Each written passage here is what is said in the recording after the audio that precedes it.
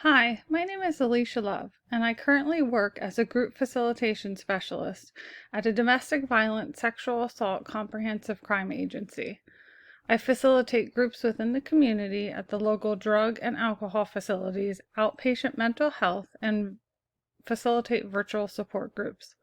I also participate in on-call rotations, volunteer staff training, and assist other departments. I also volunteered at the State Correctional Institution at Muncie, where I also facilitated a group.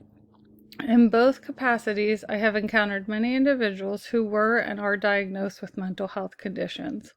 I believe there is so much stigma around mental health, and many people are ashamed of it. I, however, do not see mental health as a negative. I believe society as a whole and the individuals we work with would benefit from more education and research around mental health and diagnosis. I do not make any diagnoses in my current role, but I can make references, observations, and suggestions on what may look like a mental health condition. I look forward to working with and learning and meeting everyone.